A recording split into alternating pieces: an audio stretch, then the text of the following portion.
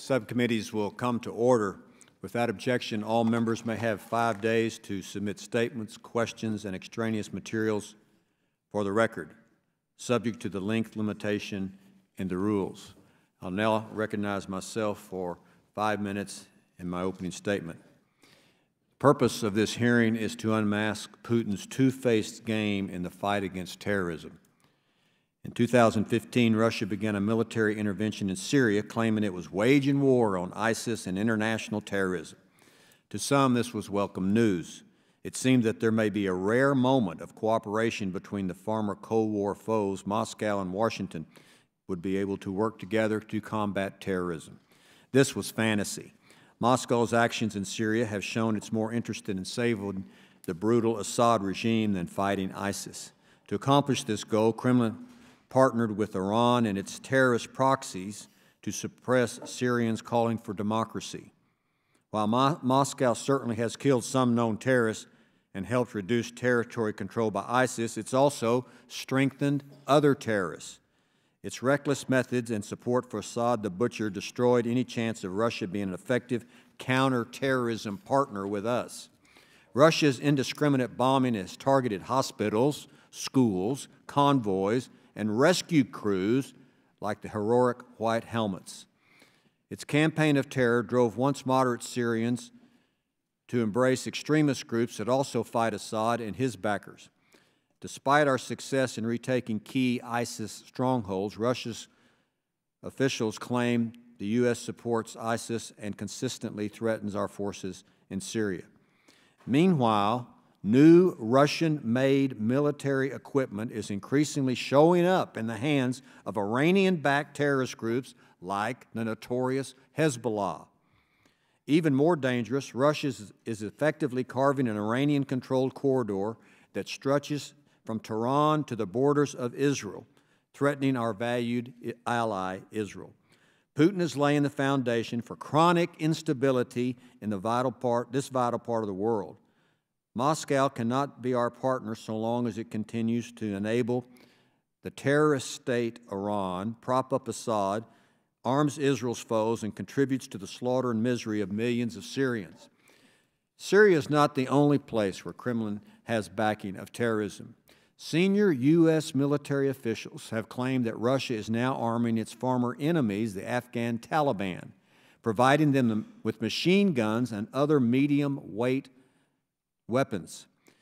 We also know that Putin has backed violent separatists in Ukraine and Georgia in his bloody quest to bully and conquer his neighbors. He arms thugs, inflaming ethnic tensions, and secretly sends his own soldiers, the little green men, across the border. Putin is destabilizing countries that aspire to have closer ties with the West. We should not be fooled. These separatists are not noble freedom fighters. Pro-Russian rebels in Ukraine have been accused by the UN of murder, kidnapping, and torture. In the last 16 months, these separatists have used car bombs to target Ukrainian security guards, journalists, and Kremlin critics, and continue to ignore ceasefire agreements. They are terrorists of a different stripe, but like jihadists, they believe they can achieve their political goals through violence and political terrorism. This should be no surprise, since their patron, the Kremlin, uses terror to maintain its own grip and power. Putin routinely orders the assassination of political opponents and journalists, exposing his corruption. According to U.S. intelligence officials, at least 14 mysterious deaths are suspected to be linked to the Kremlin that occurred in the UK alone. Russian terrorism has even struck this city, the nation's capital, Washington, D.C. In 2015, Putin's former media czar came here to meet with our Justice Department and to discuss issues that were common to the United States and to what this individual had to say, and share the inner workings of the Kremlin's propaganda machine. Mysteriously, he never made it to the meeting. Instead, he was found dead from a blunt force of injuries. Investigators ruled it an accident, but members of the FBI have claimed otherwise. This is unacceptable. The pattern of prominent Russians and Kremlin critics who end up dead under shady circumstances is impossible to ignore. The fact that Putin's terror has reached our shores should be taken seriously by Americans. Russia does have a serious Islamic problem. There should be no mistake about it. Since 1970, more than 3,500 Russians have believed to have been killed in over 800 terrorist attacks. Islamic radicals from Chechnya have conducted attacks across Russia, including the 2004 Beslan school massacre that murdered 300 people. ISIL has also struck at Russia, blowing up Russian charter plane over the Sinai in 2015. According to a recent report, Russia is the largest source, however, of foreign fighters in Syria and Iraq. With this shared threat, the United States and Putin should be able to be natural allies against terrorism. But Putin's brutal conduct and persistent ambition to rival the U.S. has made Russia a state sponsor of terrorism. Putin arms terrorists like the Taliban, Hezbollah, and thugs around the world so long as they advance his personal goals to undermine democracy and challenge America. It's time we see Putin for what he is. He is an international terrorist. And I will yield to the ranking member on the subcommittee from Massachusetts, Mr. Keating, for his opening statement. Thank you, Mr. Chairman, for calling this hearing today on Russia and the question of whether Russia can be a reliable counterterrorism partner to the United States. It's important because what we're talking about are human lives at stake. These are our servicemen and women overseas risking their lives to fight terrorism. These are our neighbors and loved ones. We just had an attack in New York City 1 week ago where 8 innocent lives were taken. There are children studying abroad, our friends, family members finally taking that trip to Europe, where our allies have suffered far too many horrific terrorist attacks. They're the brave law enforcement and first responders who run towards the attack when everyone else is running away from it. Today, we're here to talk about who we trust to protect the people we care about most. When we choose to partner with another country to fight terrorism, we need to know we're fighting with the same people in mind and the same goals. I think we've all seen and were touched by the illustration after the attacks in Brussels last year that showed a tearful French flag comforting our tearful Belgian flag. A strong terrorism partner knows what's at stake and fights alongside you so that both countries can be safer. We have strong allies fighting terrorism. We have partners who we can trust with our intelligence and who, when we put our own men and women in harm's way to make us safer, do not actively undermine their safety and counteract their hard-fought efforts to reduce the threat of terrorism. So the question at hand today is, can Russia be one of those partners? Sure, there are instances where Russian self-interest happens to intersect with ours, and absolutely, we should continue working towards better deconfliction when our militaries are both operating in the same space. But that is not what makes a true ally. When you head into a foxhole together, it's pretty important you make sure you know the guy or gal who's in there with you. Well, Russia attacked the United States. Russia set out in a coordinated plan to undermine and influence our democracy, the very heart of what it means to be an American.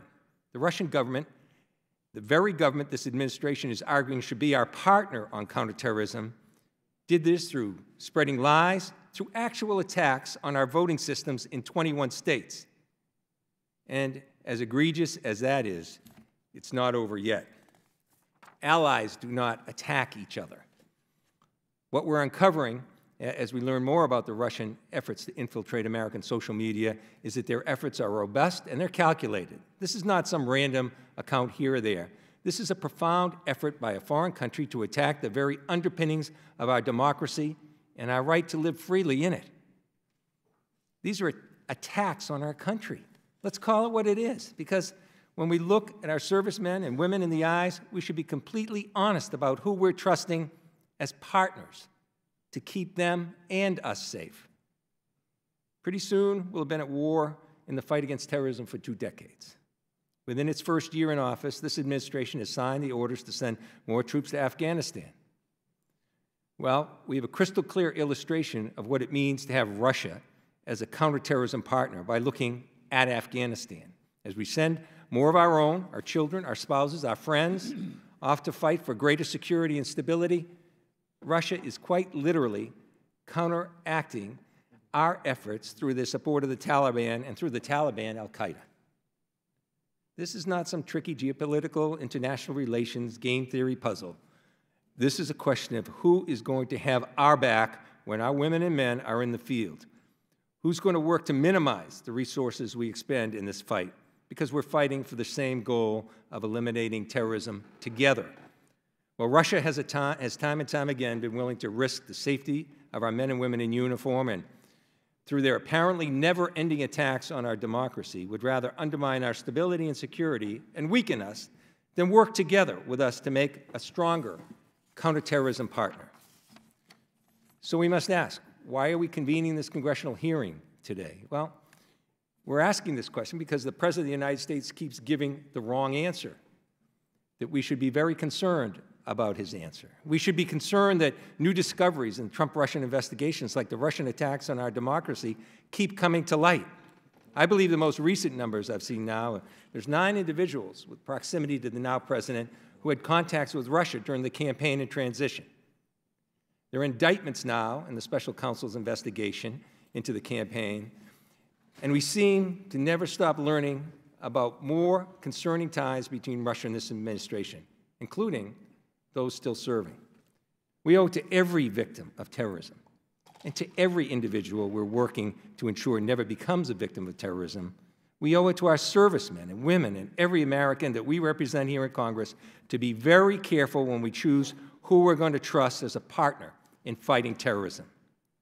Russia has failed time and time again to demonstrate it shares our goal of a safe and secure America. Frankly, it just doesn't add up how this administration can still be suggesting that Russia can be our partner in this fight when Russia is so intent on fighting us. I'd like to thank the witnesses for joining us on this important topic, and Mr. Chairman, I yield back. I thank the gentleman from Massachusetts. I'll yield to Mr. Rohrabacher from California, who is the chairman of the Europe, Eurasian, and Emerging Threats Subcommittee, for his opening remarks. Yes, thank you, Chairman Poe, and thank you for initiating this hearing today.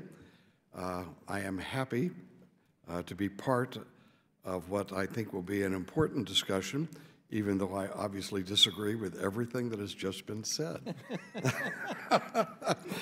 In my subcommittee, I held a hearing on a similar topic just over 2 years ago. Since then, we have a new president in the White House who is, as we've just heard, genuinely interested to see if relations with Russia can be improved as compared to the last 10 years of unrelenting hostility from the United States towards Russia. I believe that this is the fact that our president wants to seek out and try to see if there are areas we can actually cooperate in. I think that's a good thing. I think it's a positive development for both of our countries. It is significant that today is the 100th anniversary of the Bolshevik Revolution, a date which reminds us of the dark and bloody Soviet history. And I am proud that I played a significant part in the destruction of the Bolshevik regime that controlled the Soviet Union up until Ronald Reagan ended the Cold War as it should have been ended peacefully and reaching out to those people. Although, and standing up, I might add as well, in Afghanistan, which has been mentioned, I seem to remember who armed the Taliban. I seem to remember who armed and organized the Taliban, Pakistan and Saudi Arabia. Yet I've never heard so much volatileness that maybe the Russians, I don't know what the Russians are doing in Afghanistan. I'm going to be very interested in hearing our witnesses on that. So although there are those who would treat Russia today as if it were still the Soviet Union, that period of time is now behind us, thank God.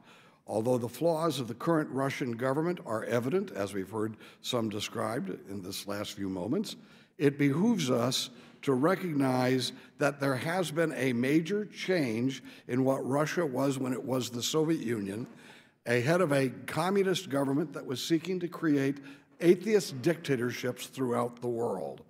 When Russia was the Soviet Union, it was thus our primary enemy. One thing Ronald Reagan did is he prioritized. That is our primary enemy. What is the goal? Our goal is we win and they lose, they come down. Now that enemy today is no longer the Soviet Union, and now it is Russia who is there, but it is not our primary enemy. Radical Islamic terrorism, we just heard that 3,500 Russians were killed by terrorist activity in the last decade. Okay, that's a lot of people. So Islamic terrorism threatens both the United States and Russia. And we might add, we heard the figure, the largest group of members of in Syria, of the ISIL and those groups that are fighting there, come from Chechnya, Russia. No wonder there is something that tells the Russians they need to pay attention to this, but we should be working with them to try to create a more peaceful situation and defeat the radical Islamic terrorists that threaten both of us and are the basic problem in the Middle East. So I think there are great opportunities for cooperation, and they should not be passed up because of basically of what I have seen as hostility, hostility, hostility toward any idea of cooperating with the Russians for the last 10 years.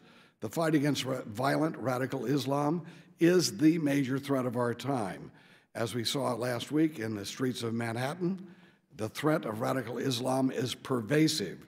Radicalized Muslims have slaughtered innocents, not just in the Middle East, but in Europe. And yes, as we've just heard, 3,500 in Russia, not counting the airplanes that were shot down over the Sinai Desert filled with Russian tourists. These terrorists have declared war on modern and Western civilization. The future of America and Russia, and yes, Western civilization, depends on the defeat of this enemy. We've been in this spot before. We took on that threat to Western civilization. It was called Nazism. The Nazis. How did we defeat the Nazis? Yeah, we actually reached out to Joseph Stalin. Yeah, we defeated Nazism, and then we defeated communism. And we will defeat radical Islam, but we've got to prioritize our effort and quit this, as I say, unrelenting hostility towards Russia and anybody who is their ally. In the aftermath of the Boston bombing in May of 2013, and I will say that you went with me to that hearing, that meeting that we had in Moscow. We met with the Russian government and with Russian intelligence officials to discuss the threat of terrorism. They actually gave us the documents that they sent, and they also gave us other documents that had it been a more of a you can't do an opening statement? Okay. Anyway. You can do an opening statement. But not longer. But not till. Okay, I'll finish up. Let me just say, we were given an example of cooperation. Had we been cooperating with us at a heavy level at that time that we could have been doing, we would have probably been able to stop that slaughter at the Boston Marathon. They had further information that would have alerted us to that. That's the type of thing we can do. That's the type of thing that we should be reaching out and trying to cooperate with, rather than simply trying to state what we believe is an analysis of the Russian wrongdoing, which is some of which is very debatable. So with that said, thank you, Mr. Poe. I'm sorry it took so long. Thank you, Mr. Rohrabacher. The chair yields to the ranking member, Mr. Meeks from New York. You have 5 minutes for your opening statement. Thank you, Chairman Poe, for holding this hearing to provide us with an opportunity to discuss counter-terror cooperation between the U.S. and Russia. And, you know, I'm almost tempted to go off of what I wanted to say and listening to my good friend and the chairman of our subcommittee. We're buddies, don't worry about it. But I'm going to try to stay disciplined, because I think that the facts, as we look at them today and as we found from just about all of our intelligence sources, that there's some other things that's going on in Russia. But it is, you know, when you think about it, it's great that we're having a hearing now, particularly with the policy with the expert panel that we have, including people who have worked on U.S. policy to cooperate with Russia in an area of seemingly mutual benefit. You would think, on common sense, maybe it makes sense. The timing is also perfect for us to debate the merits of potential cooperation in Syria as well. So, on the surface, yes, you can say, you can see Russia as a potential partner in many areas. Cultural issues, trade, for example, not only on counter-terror efforts. And I'm a firm believer, as many know, in multilateral efforts to solve the world's problems. However, it would be naive to promote a policy of cooperation in counter-terror efforts without a sober understanding of today's Russia and the history of attempts to cooperate and establish clear goals that incorporate and leverage our allies across the globe. Russia faces a problem of internal extremism related to its history, first, of brutality suppressing the Chechens, Russian citizens in the 1990s. Journalists who bravely investigated this were killed, and the situation remains a cauldron for Moscow. This is where today's Russian leadership honed its counter-terror strategy that it uses abroad today. The strategy can be seen on display in its scorched earth policies in Syria and the funneling of fighters from Chechnya to other areas of conflict in the region, including the Ukraine. Given the Kremlin's cooperation with the Iranians in Syria and its support for a larger Shia crescent, where can we find common interests? I don't know. If anything, in Syria, we should call it deconfliction and not cooperation. Indeed, while the Obama administration moved forward with its reset policy, counter-terror cooperation was on the table. Instead, there was a demonstrable lack of interest in deep cooperation from the Russian side. And I believe that some who will testify today will hear that from them. They will talk about that. We learn from the experience, however, about the motives of this cooperation. Any proposed cooperation would give the Kremlin cover for its indiscriminate bombing in Syria and thereby stroke anti-American feelings in the region. It would put us then on the side of the Shias in Iran. Finally, it would give Russia generous inroads for its intelligence services, not as counter-terror experts. So, now, does this mean we stop talking to Moscow or looking for areas to cooperate? No, I don't think so. But let us recognize the unfortunate limitations of today's Kremlin. Let us put Putin's dreams of grand bargains to the side. Let us strive to promote peace by supporting our allies in the Middle East and Europe. Let us not fall for the games. I agree. At one time, I thought that, as Mr. Rohrabacher talked, no longer the Soviet Union, we can do certain things. Well, clearly, that was not the opinion of Mr. Putin. And he has shown over and over by what has happened in the United States and what's been happening in Europe, and you talk to our European allies, that the areas of cooperation are very limited because what he wants to do is make you think one thing while they do something else. So I look forward to honestly assessing the potential areas for cooperation with the Kremlin, and I look forward to a robust conversation with our esteemed panel to get a back and forth on this very important issue, and I yield back. I thank the gentleman from New York. Without objection, all witnesses' statements will be made part of the record. I ask that each witness limit their presentation to no more than 5 minutes. All members of both subcommittees have copies of your written testimony and had so before this hearing this afternoon. I'll introduce each witness and give them time for their statements. Dr. Colin Clark is a political scientist at the RAND Corporation, where he focuses on terrorism, insurgency, and criminal networks. In addition, He is an associate fellow at the International Center for Counterterrorism and a lecturer at the Carnegie Mellon University.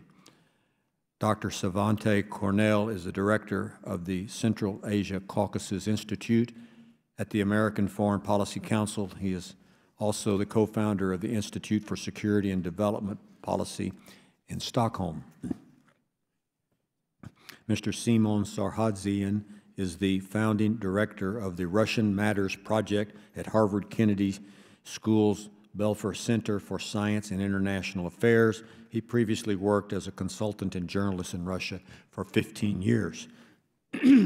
Dr. Michael Carpenter is a senior director of the Penn Biden Center for Diplomacy and Global Engagement and a non-resident fellow at the Atlantic Council. Dr. Carpenter previously served in the Pentagon as a Deputy Assistant Secretary of Defense with responsibility for Russia, Ukraine, Eurasia, Balkans, and conventional arms control.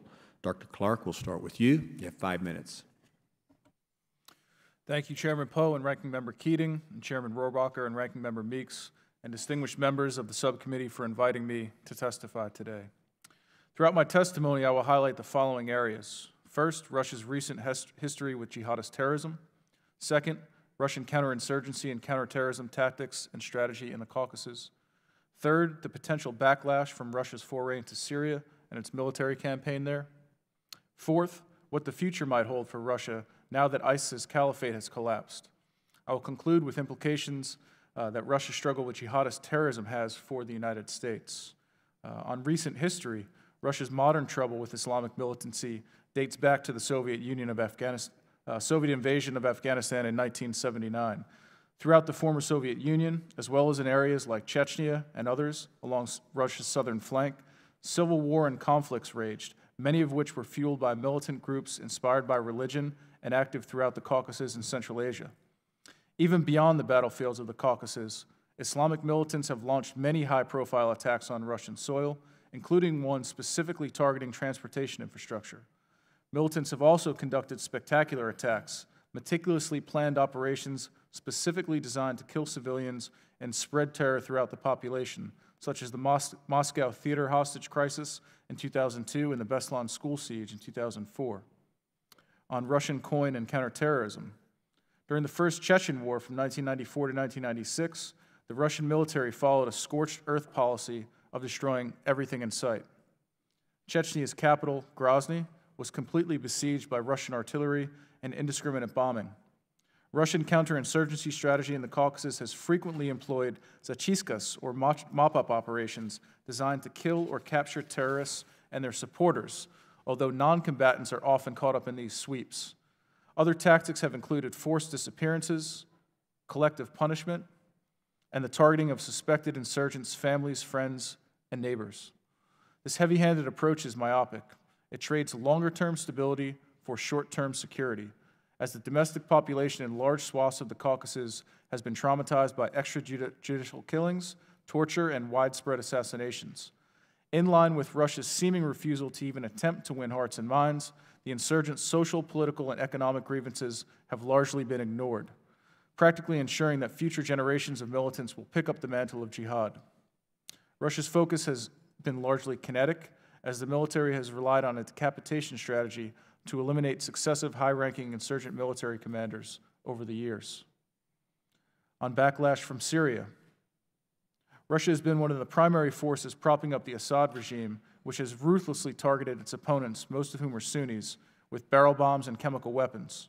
Russia and Iran are also deepening their political and military alliance as their respective militaries work together to help Assad reclaim pockets of territory from opposition forces. Russian special forces and warplanes serve as a force multiplier for Hezbollah fighters who have bloodied Sunni militants in battle.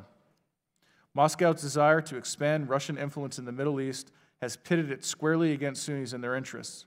For Russia, the demographics are also daunting.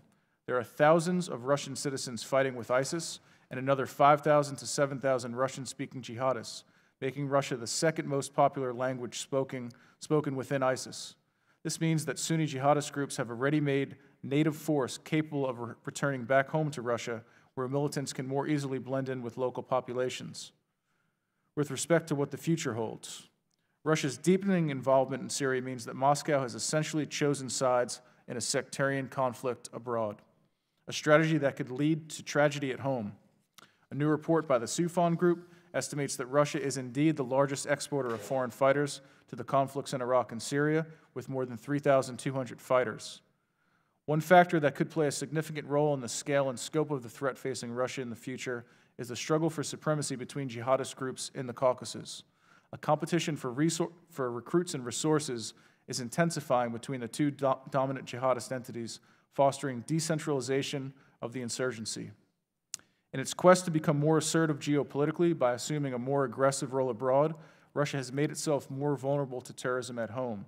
Still, Putin could see the threat of Sunni militancy at home as the inevitable trade-off for restoring Russian hegemony in its former sphere of influence and bringing the country back to what he views as its rightful place as a true global power.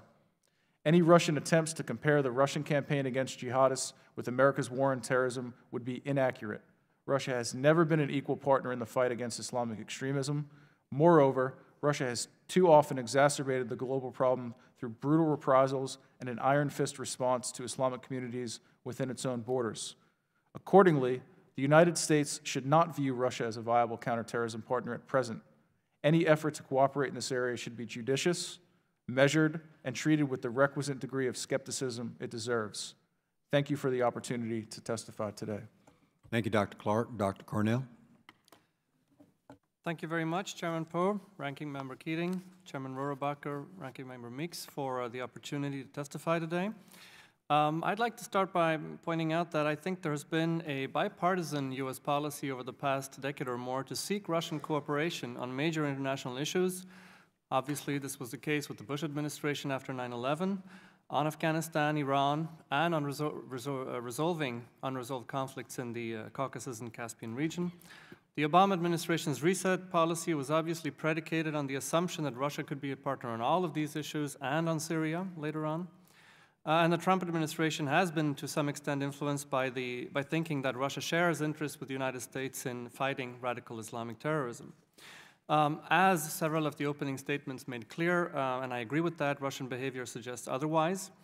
I would argue that it suggests that Russia's main aim is to undermine U.S. leadership in the world, and when insurgents and terrorists contribute to this goal in one way or another, Russia has no problem with coordinating with them, support them, and of course manipulate them.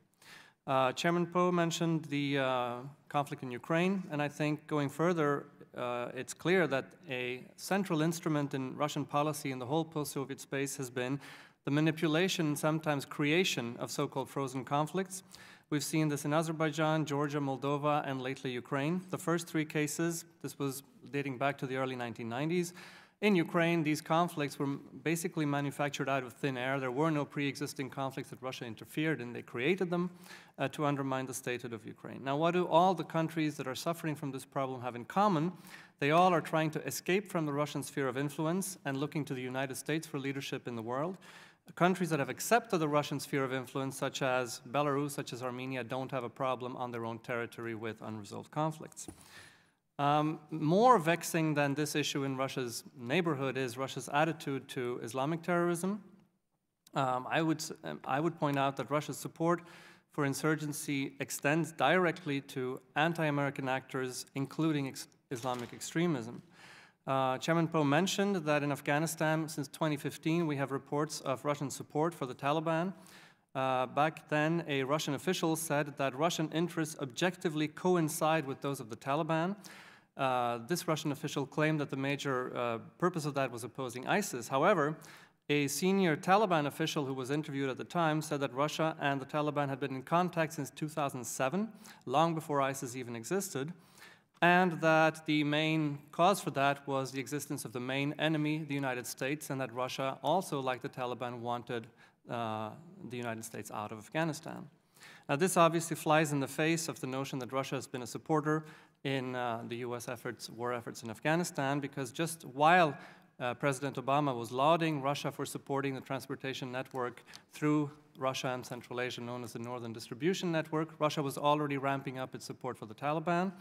As we know now, and as multiple U.S. high military officials have testified, this now includes armed deliveries and other types of support.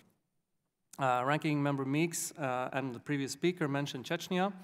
And indeed, the insurgency against Russian rule there in the 1990s was mainly a nationalist and a secular insurgency. The Chechen Nationalists were viewed as quite a legitimate actor by many in the West, including on Capitol Hill. But gradually, after the 1994 to 96 war, there was a radical Islamic component that emerged within Chechnya and within the North Caucasus. Now, you would think that Russia would target this component rather than the nationalists and secularists with whom you would actually be able to negotiate. But in fact, the opposite was true. As I detail in my written testimony, Russia actively worked to destroy particularly the nationalist and secular forces in the insurgency, and in fact bolstered directly and mainly indirectly the Islamic extremist groups, some of which Russia had infiltrated and succeeded in manipulating. These are, by the way, some of the forces that are now in Syria. And the purpose, and this becomes very relevant in the Syrian context, was basically to force everybody, ordinary Chechens, outsiders, including the United States, to confront a binary choice. Either you support Russia's own loyal Chechen administration, or you're left with the radical Islamic terrorists, and there's nothing in between. Now, going to Chechnya, I mentioned Chechnya, to Syria, I mentioned Chechnya in particular because this is exactly the blueprint that Russia has presented to the world by its support for the Assad regime. By focusing its energies on destroying the moderate, US-supported parts of the insurgency that targeted Assad, they leave ordinary Syrians and the rest of the world with, again, the same binary choice. Either oppose Assad, or you're left with ISIS. Now, as I close, I'd just like to reflect on why Russia is following this policy. Now, Russia is ruled by a regime that is dominated not by the national interest, but by the regime interest of Mr. Putin and his allies. And the key regime interest is to create an international environment that is conducive to maintaining that system of governance in Russia. For this purpose, Western democracies, especially the United States, are a threat, not a military threat, but a threat to the survival of the Russian regime because of the attraction of the democratic system of government. And therefore, there is an underlying aim of all of Russian policy to undermine US leadership in the world and to undermine the legitimacy of the US democracy. That's why Russian media depicts the West as morally decadent and chaotic. That's why Russia interferes in US elections. And that's not about supporting one candidate or another. It's about generating chaos and crippling the political system of this country. And by definition, by the way, this means that if Russia supports one candidate prior to an election, the moment that that candidate wins, that is a candidate that Russia will now be undermining, because that is, by the way, why Russian trolls that had worked against Hillary Clinton's campaign shifted tack as soon as President Trump won the election and immediately began questioning the legitimacy of President Trump's election. So to end, I would say that Russia actually holds a fairly weak hand in international affairs. They have a very vulnerable economy and a very vulnerable political system.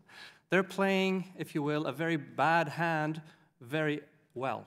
We, on the other hand, have a much stronger hand in international affairs, but we're not playing it as well as the Russians do, and I think it's time for the US, if you will, to call the bluff that is Russia's foreign policy. Thank you. Thank you, Dr. Cornell. Chair recognizes Mr. Sahardzian for his 5-minute opening statement. You may proceed. Thank you, distinguished members of the subcommittee, punch the red button. For inviting me to give my testimony, which reflects my personal views only, rather than views of the organizations I work for. I've been asked to answer 5 questions. The first one is, can Russia be an effective counterterrorism partner for the United States? In my view, yes, Russia can be an effective counterterrorism partner for the United States in theory. Why I think so, as some of you have mentioned, US and Russia do share a common interest in reducing the threat posed by Islamist militant non-state actors that seek to build caliphates or a global caliphate in the Middle East and in parts of the post-Soviet neighborhood. US and Russia also share a vital national interest in preventing any non-state actors, including these Islamist groups, from acquiring nuclear weapons. And we know that both Al-Qaeda and the Islamic State have displayed practical interest in getting those nuclear weapons. At the same time, as we know, the conflict in Ukraine, the conflict in Syria, Russia's alleged meddling in the US elections have imposed constraints on realizing the potential for this cooperation. Therefore, I'm skeptical that in the short to medium future, the two countries would act on their joint common interests in countering such groups. The second question I've been asked, what is actually Russia's counterterrorism strategy? I'd say Russia's counterterrorism strategy employs both forceful and non-forceful elements. The forceful elements are best displayed in Russia's North Caucasus, from which more than 80% of attacks against targets in Russia have originated, according to the global database on terrorism maintained by the University of Maryland. At the same time, we've seen the past few years that the threat of militant Islamism has proliferated to some of the other regions of Russia, including Volga region, Urals, and even Siberia. So Russia's counterterrorism approach, the forceful component, has been focused on removing the leadership of the groups operating in these regions and also neutralizing members of these groups. In the process of doing so, Russian law enforcement officials have been accused of abuses, including enforced disappearances, extrajudicial killings, and torture. In my view, and in view of scholars that study Russia's North Caucasus, these are some of the root causes that fuel insurgency and terrorism in Russia. At the same time, there's a non-forceful component, and that has been displayed in the North Caucasus too, where Russian authorities have sought to reduce at least some of the disengagement costs for the terrorists and rebels who have not committed grave offenses. However, these efforts fall short of addressing all the root causes behind an insurgency. The same can be said about Russia's counterterrorism strategy abroad, mainly in Syria, where it's mostly a military operation, but where some special forces operate against certain leaders of the insurgency. But here, the accent on forceful methods have been much more emphasized, and again, NGOs have accused Russian planners, or rather Russian aircraft, of indiscriminate bombing that again fuel grievances and can contribute to rise of insurgency. The third question I've been asked to answer was, what is Russia's military engagement in the Middle East? Again, it's mostly focused on Syria. And here I would say Russia's vital interest in Syria is not Assad per se, but Syria has been Russia's ally for many years. So preserving Syria as an ally is an important interest. At the same time, Russia also wants to make sure that Syria does not become a haven for terrorist groups that can attack Russia, given the fact that there are about 5,000 nationals of Russia and about 4,000 nationals of Central Asia in the ranks of terrorist and insurgency groups in Iraq and Syria, according to Russia's own estimates. So neutralizing these individuals and making sure they do not pose a threat to Russia is a vital interest of Russia. The fourth question I've been asked to answer is, what are the current terrorist threats within Russia? As I've said, these are posed by Islamist groups, but also there's a smaller number of threats posed by individual avengers who use terrorist methods, and also by ethnic Russian ultranationalists who have used terrorist methods to attack foreigners, but also some of Russian own government officials, including judges. We've seen the surge in number of terrorist attacks in Russia in 2010. Since then, it has been declining. And finally, the final question I've been asked to answer is, how do Russian counterterrorism and military operations impact the terror threat worldwide? I would say the impact is the impact in the North Caucasus is of dual nature. On one hand, the threat of terrorism is being reduced because leaders are being taken out and members of insurgency are being arrested. But on the other hand, the abuses I've described fuel some of the grievances and recruit fertile ground for recruitment of new members into existing insurgency networks. The same can be said about Russia's operations abroad. Thank you. Dr. Carpenter, your opening statement. Chairman Poe, Chairman Rohrabacher, Ranking Member Keating, and members of the committee, thank you for this opportunity to testify today. President Putin and other Russian officials have long proposed that Russia and the United States should work more closely together on counterterrorism. President Trump has also said that we should work with Russia on CT. And at first glance, it might seem natural that two nations that have suffered from terrorist attacks should collaborate more closely on fighting terrorism. But this would be a grave mistake that damages our national security interests and runs contrary to our values.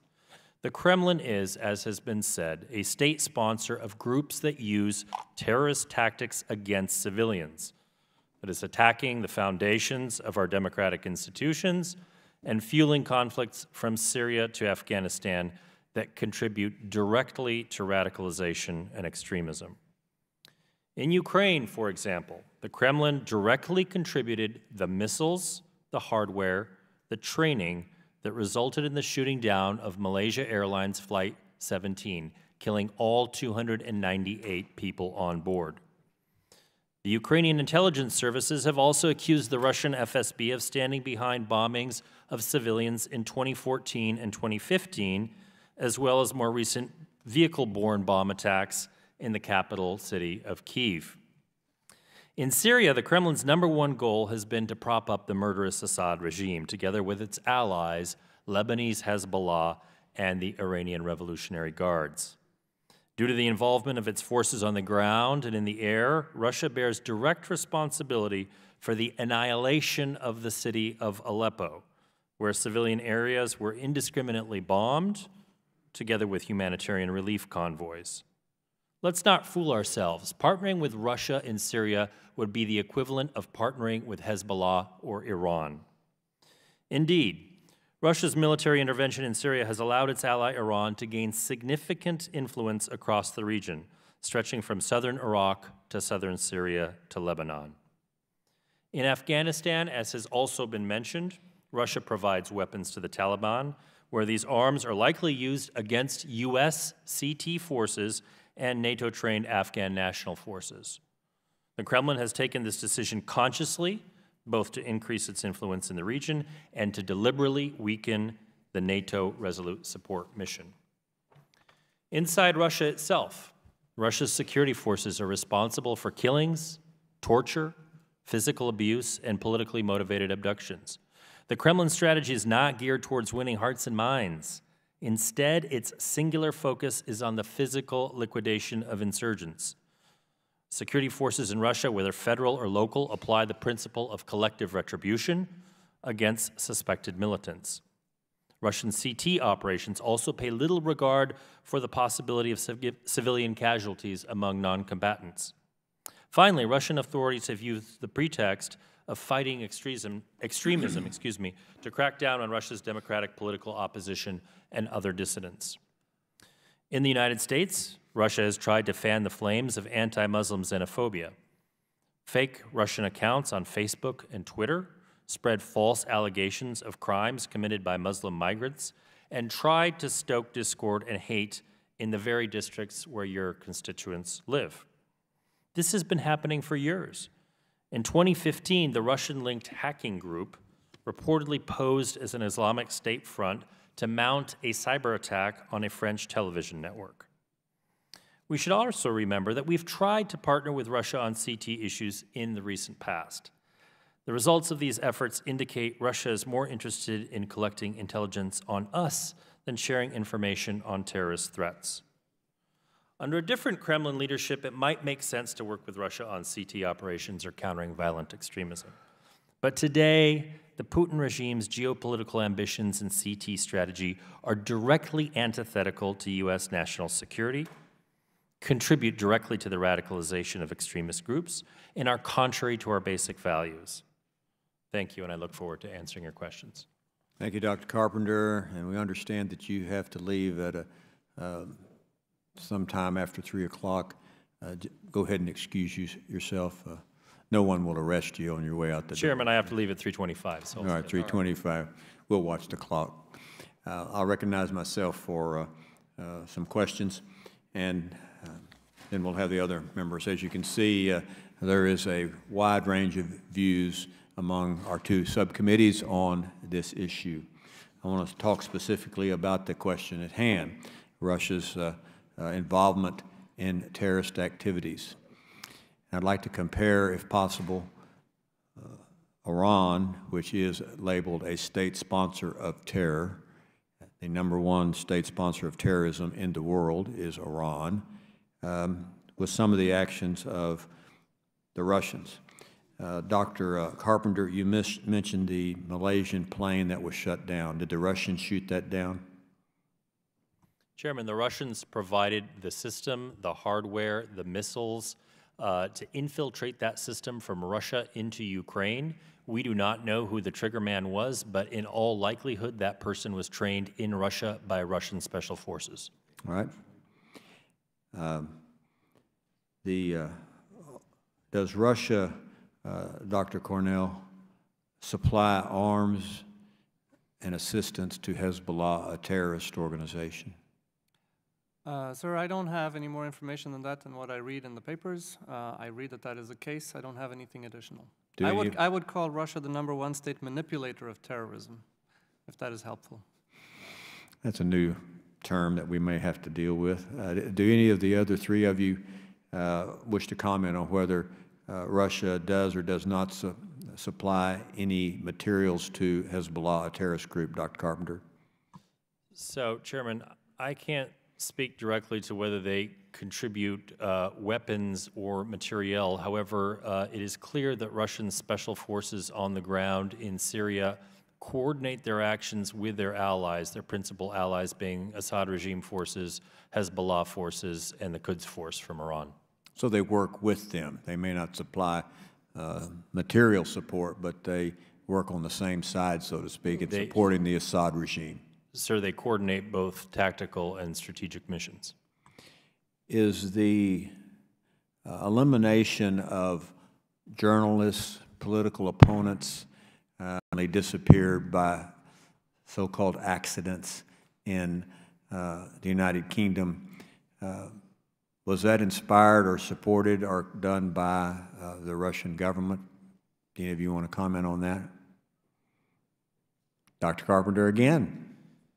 So, Chairman, we know that the UK government has fingered 2 Russians, Andrei Lugovoy and his partner, in the murder of Alexander Litvinenko with polonium, and they have provided a great deal of information about how that was done specifically, and I think I'll leave it at that.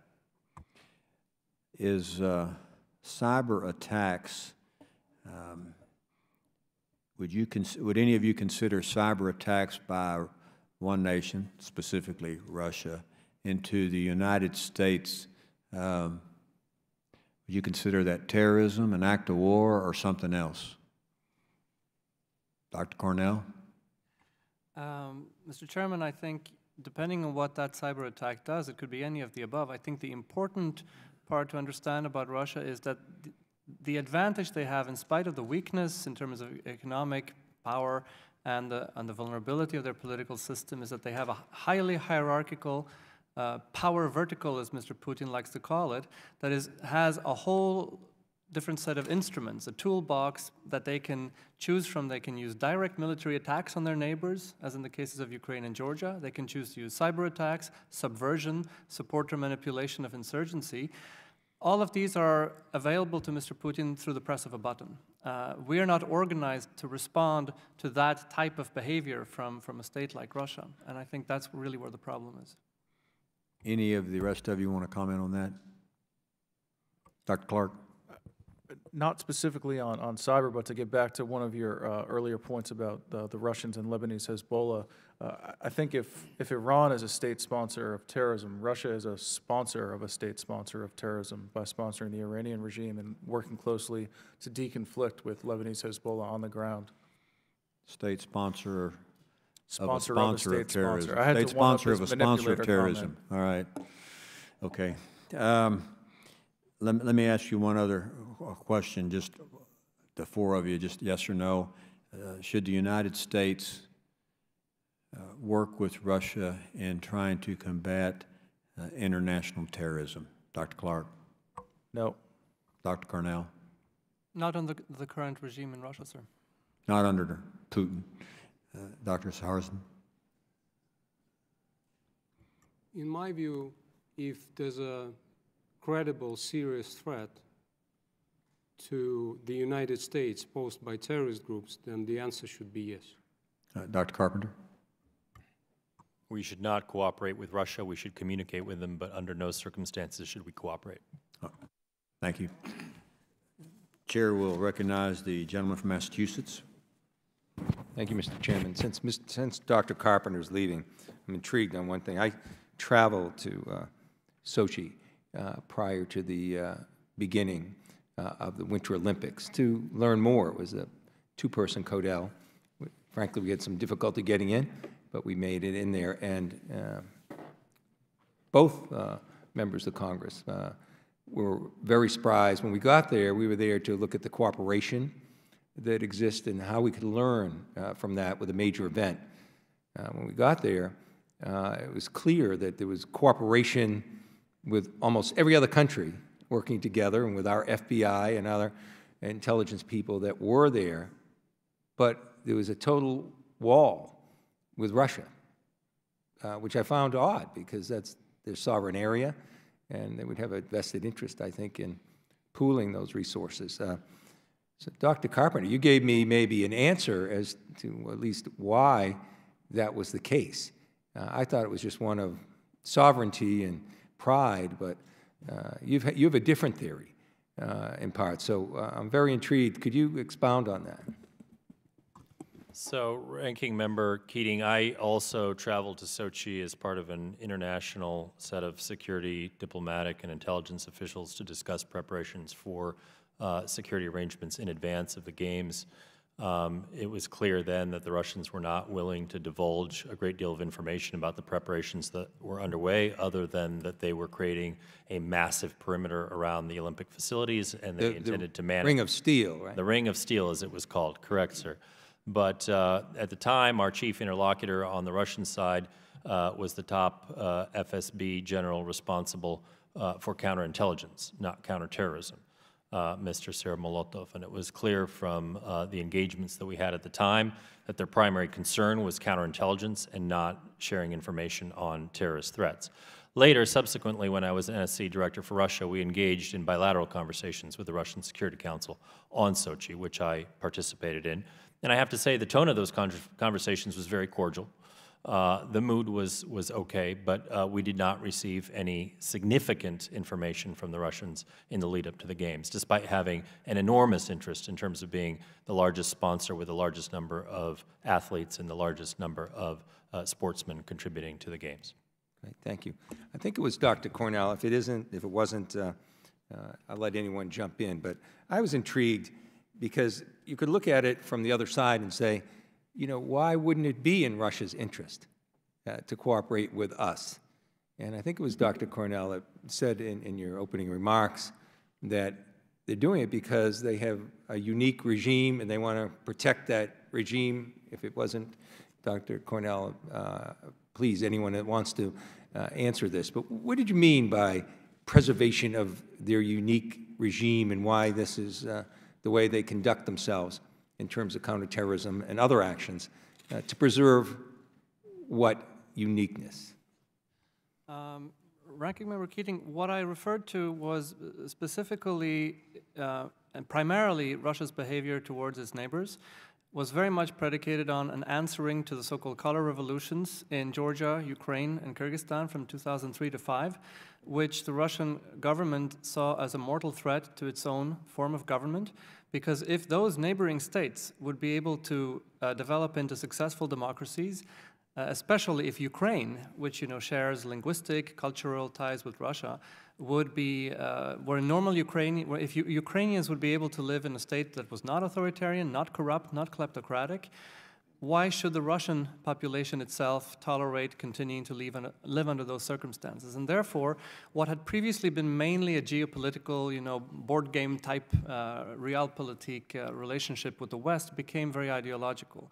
For Russia, after that, undermining the very notion of democracy, popular support for democracy, both among its neighbors, among the Russian public itself, and even in the West, became an aim of the regime, because by discrediting democracy, and especially democratic uprisings and revolutions, and making the West appear to be chaotic and decadent, that bolstered support domestically for the Russian regime itself. That's mainly what I referred to. But that also, part of that is also undermining the leadership of the United States in the world, including, and that's one of the main reasons why Russia moved into Syria, partly because Syria is important to Russia, but also because they saw a vacuum that enabled them. If I could interrupt for 2 seconds, just get one more question, because I think it's maybe more than ideological. How much is Putin worth? How much would you estimate, any of you? Well, I've heard figures of $40 billion, but that was a long time ago. Anyone else want to venture a guess? So, Ranking Member Keating, I can't hazard a guess because Putin is the beneficial owner through a variety of shell corporations and accounts. Other people hold money for him, but it's in the billions of dollars, likely the tens of billions of dollars. I just suggest that maybe it's a little bit more than ideological, and I yield back. Thank you, gentlemen. The chair recognizes the gentleman from Florida, Mr. Mast. Thank you, Chairman, and thank you, gentlemen, for your testimony. I am of the mind that I don't believe that Russian intervention in Syria was by any means a counterterrorism objective. I think it was certainly a counterinsurgency objective against those that would have stood against Assad. I think in doing that, you could say that they stepped in it. I think that would be a good way to put it. I think the terrorist activities that have resulted in Russia are proof of that. There's been calls for jihad, obviously by ISIS, by al-Nusra. There's estimates of 5,000 to 7,000 Russians that are over there fighting on behalf of the Islamic State. And that brings me to my first question. Do you think that Russia is going to allow those thousands of fighters back into Russia? What is your speculation or take on that piece of it? By all means, sir. Absolutely not. I mean, I think that was part and parcel of the strategy in the lead up to Syria, was to usher these individuals out and to encourage them to go to Syria, full well knowing that the Russian Air Force would then bomb them from the skies and then put up a fairly robust border security force to prevent anyone from returning home. Although that does not prevent the radicalization of individuals who were prevented from leaving, never left in the first place. That kind of creates a very good segue for my follow-up question. It has been said within Russian counterterrorism efforts that the family is the thread that needs to be pulled to unravel a terror group. Could any of you unpack that a little bit in terms of whether that has been a successful policy within the borders of Russia for Vladimir Putin? So I can start. I think Dr. Clark has also written and spoken about this, but collective retribution is one of the policies that especially local security forces use in Chechnya, Ingushetia, Dagestan, and the other North Caucasus federal republics. It is singularly ineffective. Some analysts will tell you that it's brutal but effective in the short run, but over the long run, clearly it is myopic and leads to radicalization of entire communities who feel that the regime is bearing down upon them. But it is common for family members of insurgents or would-be militants to be kidnapped, to be tortured, to be interrogated, held, sometimes even killed. Any further? Please, by all means. I'd like to point out that according to Russia's independent Medusa newsline outlet, whose journalist has gone and interviewed people in the North Caucasus, Ingushetia has set up, one of the republics in the North Caucasus, has set up a commission to try to accommodate some of the people who try to return from Syria to Russia.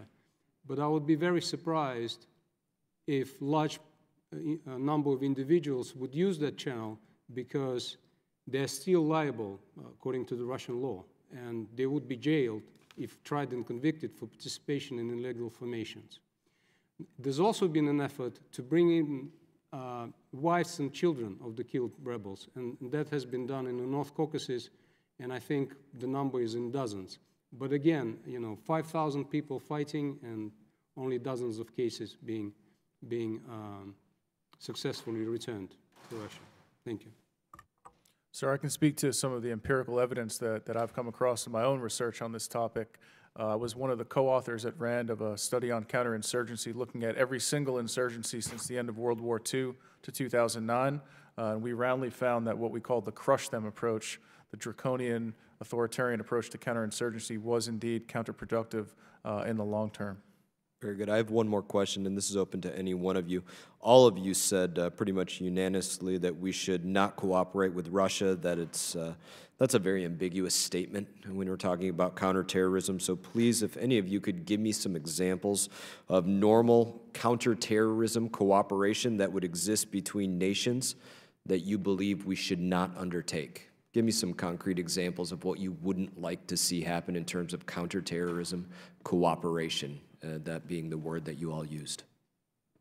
So perhaps I can start again, and I will have to leave after this. But in terms of counterterrorism cooperation, I would not want the U.S. government to be sharing any information that could compromise sources or methods. I would not want the U.S. government to share any information with the Russian government that could be used against dissidents inside Russia. And certainly I would not want the U.S. military to be engaging in any sort of combat missions or operations or sharing of information on targets in Syria or any other military battlefield, because that would essentially make the U.S. complicit in any civilian casualties that result from Russia's bombing campaign, as well as it would tie us to the toxic axis that Russia has formed with Hezbollah and Iran that we've spoken about earlier. My time has expired. If the chairman wishes to give you all more time to answer, by all means, but I thank you for your responses. I thank the gentleman from Florida. Chair recognizes the gentleman from New York, Mr. Meeks. Thank you, Mr. Chairman. I know you got to go, Dr. Carpenter, and I was just going to ask a very similar question, following enough for Mr. Mist. You know, that, and I guess you just answered it, because I want to know what specifically, what U.S. interests that cooperation would undermine.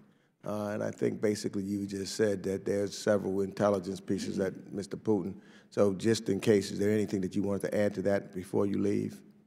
Or you good? Well, I think the only other thing I would say is that we all have to remember that Russia right now is engaged in an ongoing attack against our democratic institutions. Russia sees the United States as its chief geopolitical adversary for some of the reasons that, that my friend Sfonte has outlined, namely that it sees the United States and the West, Western democracies, as the ones who are undermining its kleptocratic and authoritarian regime. So to protect its wealth and power, it is striking out against the United States and other countries. And for us to be engaged in a cooperative effort at the very same time that Russia is attacking our institutions and seeking to gain advantage over the United States and our military just doesn't make sense to me. And let me, and you answer, I'm going to ask this to all the panelists, because I think, you know, President Trump has recently suggested that cooperation with Russia on counterterrorism efforts should lead to sanctions relief on Ukraine. Now, well, I have my own opinion, but let me just ask you for your opinion. Should that lead to sanctions relief, some counterterrorism agreement with Russia lead to sanctions relief with Ukraine? I'm sure Moscow would love that, and that would be the intended purpose of any kind of proposed cooperation. But I think, as you said, Ranking Member Meeks, in your own opening statement, Russian self-interest will occasionally intersect with ours, and it's nothing more beyond that. If I may add, Ranking Member Meeks, I think this is exactly the mistake that the Obama administration did after Russia invaded Georgia following years of using insurgents to undermine the sovereignty of that country. As you know, only months after that, any sanctions that had been imposed on Russia by the US and Europe were tabled, and the reset policy was started, which sent a signal to Russia that we can do whatever we want to, the West will back off and will cooperate with us again. And I think that's exactly the signal that we would send by doing, and by doing so, we would set ourselves up for even larger troubles with Russia in the future. The only way to get Russia to be a constructive partner is to show them what is acceptable behavior and what is not. Once they've understood that, I'm all for cooperation. Mr. Dr. Carpenter. I generally agree with that statement. As someone who's working on Georgia policy at the time, though, I would simply add that the Obama administration took office in late January, and the Bush administration made absolutely no effort to put sanctions on Russia for its invasion of Georgia, nor impose any other lasting consequences, which was a mistake. Thank you. Let me go back. Dr. Cornell, real quick. And I think, if I'm not mistaken, you were a witness at a hearing that we had on Azerbaijan not a few years ago. And you recently wrote about how the United States inadvertently promotes extremism, right, in the name of religious freedom, Yes, sir. if I'm not correct, which goes to show how blanket policies can be dangerous in the local politics. What missed opportunities are there in Central Asia for cooperation with Russia, in your opinion? Ranking Member Meeks, I think there are enormous opportunities for cooperation in Central Asia with the governments and states of Central Asia. They would like to cooperate with us directly. They don't need any intermediaries. With Russia, we know that one of the reasons why Russia in 2010 supported the ouster of the government of Kyrgyzstan was because that government refused to eject the United States military base that was existing in that country. That triggered the move by Russia against that government, led to a coup d'etat, which was followed by large-scale ethnic unrest in the south of that country. Subsequently, the US military base in Kyrgyzstan was closed. I think that tells you everything you need to know about how Russia would view any form of cooperation with the United States in Central Asia. However, as I said, these are countries that are attempting, in spite of many domestic flaws in terms of human rights, freedoms, and so on, to build secular states in the Muslim world. We have not acknowledged that. That was the subject of the article that you referred to that I co-wrote with 2 colleagues. We have tended to hector them about not respecting religious freedom without understanding that they are trying to maintain secular societies, secular systems of education and law, and that's something where we can cooperate with them. Thank you. I think I'm out of time, so I'll yield back. Chair recognizes Chairman Rohrabacher for his questions. Thank you very much, Mr. Chairman. There's a lot of ground to cover, and I'm the only one over here trying to present an alternative right now. But let me just note that after 9/11, I think that we could say that there's no other country in the world that did more to help cooperate and had a major influence on what we did to defeat the Taliban and kick Saddam Hussein out. They made their bases available to us. They made their, because we came in from the north instead of through Pakistan. And the reason we didn't go through Pakistan, because Pakistan and Saudi Arabia were the ones who invented the Taliban, who we were at that point going to war with because they'd slaughtered 3,000 Americans. They're Taliban, and also the Saudis, who of almost all of the hijackers were Saudis. Okay, but Russia stepped up. That doesn't count, does it? No, we're good friends with the Saudis and the PACs. Let me just get into a couple of things. I'm sorry the gentleman had to leave. I don't know if it sounded like he was or was not suggesting that the Russians were culpable in the shooting down of that aircraft. But let's just note, we support a lot of groups all over the world. Do we have a double standard here? Is that what it's all about? If the Russians can do something, but that doesn't apply to the United States when we support people and they do some bad things with the weapons that we give them? I think that's, if I was a Russian listening to this, that's what I would come to the conclusion of. Oh, the Americans have this double standard. I'm going to ask one question. I'm sorry, again, very quickly. Can any of you tell me why the Russians gave $150 million to the Clinton Foundation when Hillary Clinton was the Secretary of State? Can anybody tell me in the witness stand? Okay, well, that shouldn't be out of the equation. When we're trying to discuss what Russia does, we know that that happened, but even though there seems to be an effort to try to cover that up, and now we're not paying any attention to it. Assad. Is Assad demonstrably different than any number of 5 or 6 other dictatorships in the Middle East? Is he capable more, or if any of those people had uprisings in their country, is he doing more than what they would do to destroy the uprising? Sir, Yes, sir. Yep, Chairman Rohrabacher, I'd note that Assad has used chemical weapons twice against his own population, and that seems to be more than anyone else has done in the region. How many people were killed in that? So we're talking about, yeah, using chemical weapons is bad. Using a rocket bomb that kills 10 times as many people is bad as well. And the bottom line is, I've heard this chemical, biological, yes. I am against chemical, biological weapons. But what's important here is the number of people who are being, civilians especially, who are being killed to intimidate them. And the bottom line is, Assad is a bad guy, so are a bunch of regimes that we support there. And let us also suggest this, that Assad has had a chance to be a force for peace with Israel all of these decades. And that should be taken into consideration when we judge Assad. And also let us note about Russian support for Assad. The Russians tried to convince us, look, we can make a deal with Gaddafi, it'll settle things down, it's better than what will happen if Gaddafi's overthrown. Same thing with Saddam Hussein. Now we say Assad, now they're trying to tell us that's true with Assad. What are the chances, think about what are the chances Assad's overthrown, that you get a radical Islamic government that hates us and is willing to support terrorism? The chances are very high. And when we discuss these things, those things should be in our calculation as to what our policies should be, and they don't seem to be.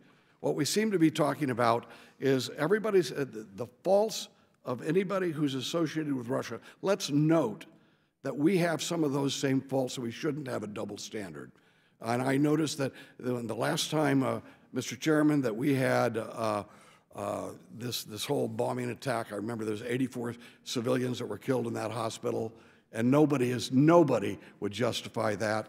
But I would have to suggest that since we invaded and tried to get out of Saddam Hussein, and even right now in our efforts, air efforts to try to overcome the radicals and Assad's forces, many, many thousands of people, civilians, have lost their lives to American bombs. Not intentionally, that we wanted to single them out, but that was the byproduct of that. And I just suggest that if we want to have peace in this world, we need to, especially with radical Islam the way it is, we better work and not have a double standard and try to work with people as we needed to when we defeated Hitler.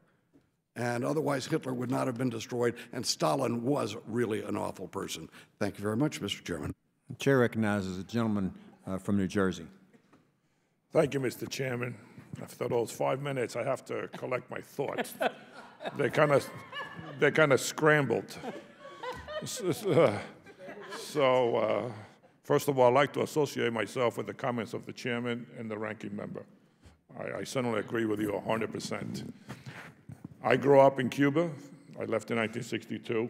I think I know a little bit about communism, and I remember very clearly when they started the indoctrination process, when they started trying to inculcate into your mind that the things in the world that are wrong were wrong because of the United States, that we were the evil of the world, that we needed to destroy the United States of America. Fortunately, I was taken out of that situation and brought to this country. And I don't know anywhere in this world where the Russians have a footprint that is better off today than before. They create nothing but chaos. They create nothing but destruction, because that's how they thrived. Because if you give those countries the ability to stop and think what Russia stands for, what that government stands for, and I'm not saying the Russian people are bad, but that government, people will never accept that. So unfortunately, you know, this is such a great country that we have my colleague from California different from me, and he'll go home and he'll have coffee and everything else. He'll have the Kool-Aid too regarding Russia. But I just don't know anywhere in the world where they're better off when the Russians have it. I remember we came close to nuclear war when they tried to put nuclear weapons 90 miles away from here. We had a a defector here the other day from Korea. And he stated that the reason North Korea has developed such rapid nuclear weapons is because the Russians had helped them develop it. Now, is that someone we can work with? I mean, really, my thoughts are still scrambled. So, you know, I really don't have any questions, Chairman, because I'm kind of, you know, I'm like flabbergasted that somebody can think of Russia and think so much of it. If I were in Russia, Dana, I hire you. I hire you as a lobbyist here in this country. You mean like they did Hillary? That's right, Hillary and you. So it was Bill that got the money. Yeah, well, look,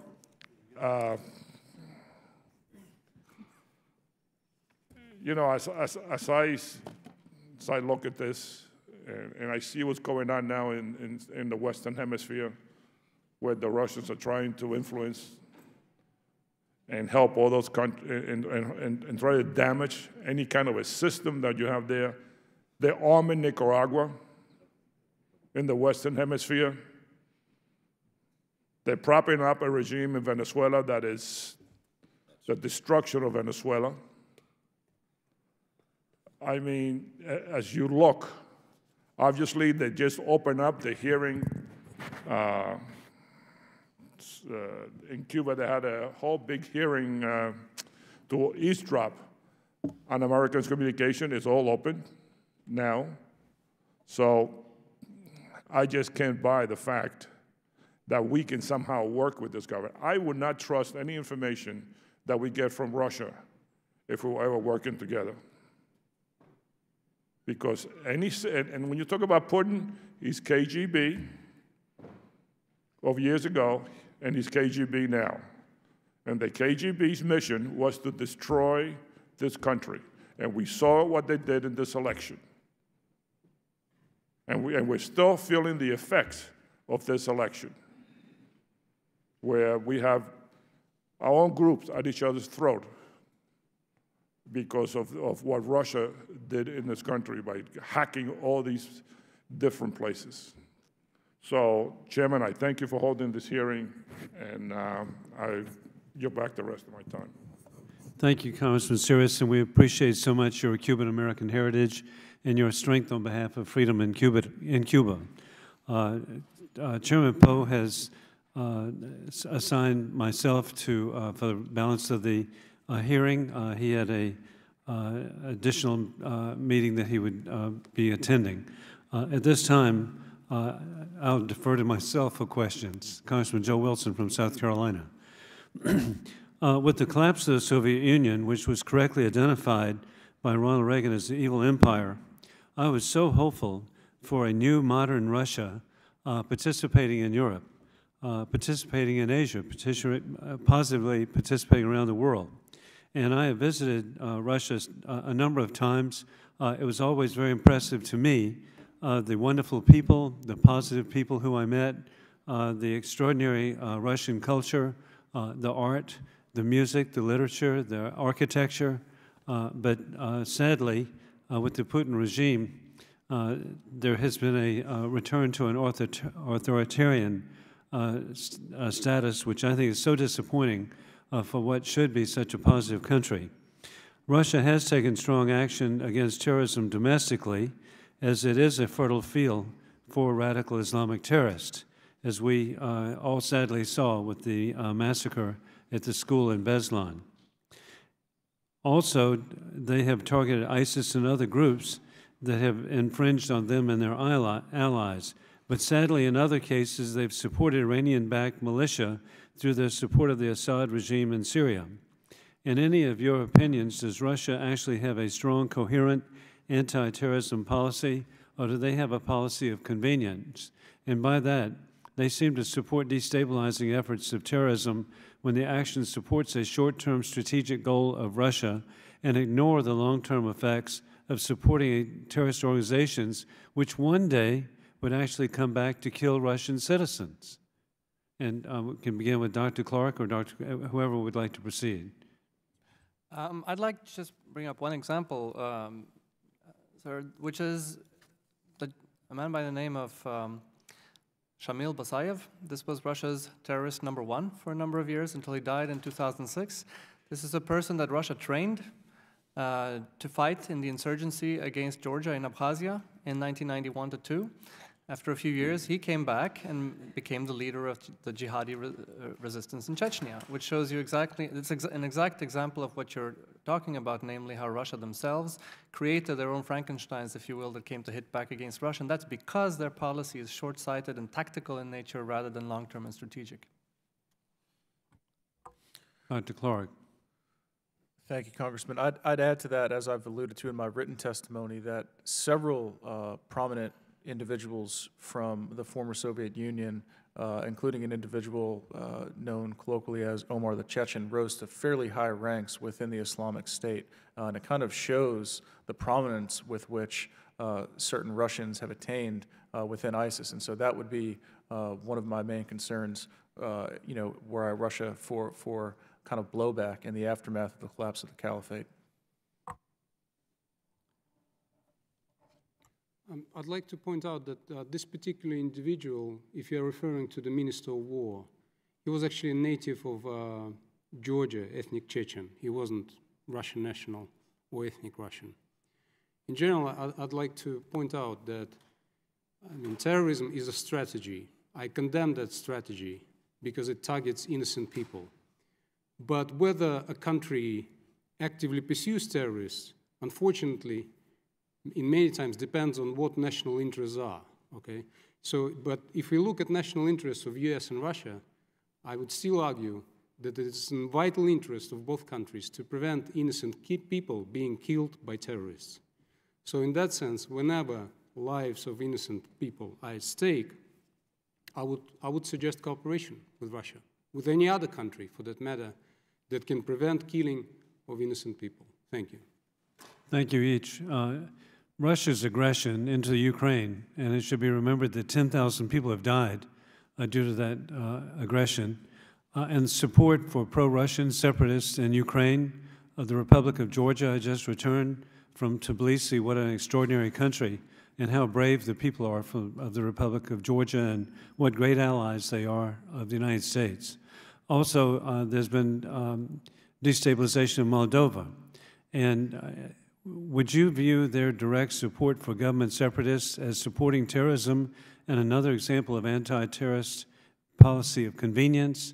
In addition, should the United States consider these groups terrorist organizations? And would like your input on that.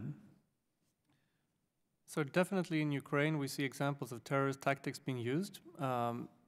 In the other conflicts, we'd have to go back to events in the early 1990s. We could discuss what was terrorism and what was not, but in Ukraine, definitely.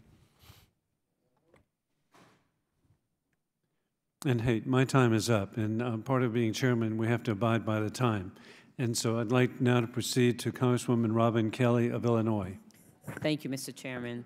As the United States works to defeat the Islamic State, there are opportunities to work with Russia, but the U.S. must create clear lines when working together on counterterrorism.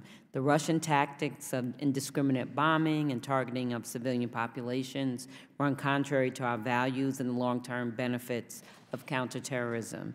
The Kremlin's support for non-state actors that align with their interests also endangers any potential partnership in the Middle East, as doing so legitimizes rogue actors and discourages long-term stability. In addition to interfering in our elections with propaganda, the top U.S. general in Afghanistan, General John Nicholson, testified that Russia is trying to legitimize the Taliban by spreading a false narrative that the Taliban is fighting the Islamic State. These are very concerning developments that undermine our ability to build mutual trust between the U.S. and Russia. So to the panel, given Russia's extremely poor track record on human rights, how should the U.S. cooperate with Russia without undermining our American values? In addition, what assurances should we seek from Russia, and what are the potential risks of increasing counterterror operations? I can repeat it again if that was too long. Well, Thank you very much for your question, Congresswoman. As I've stated, I don't think the United States should cooperate with Russia. I don't think that Russia is a reliable partner.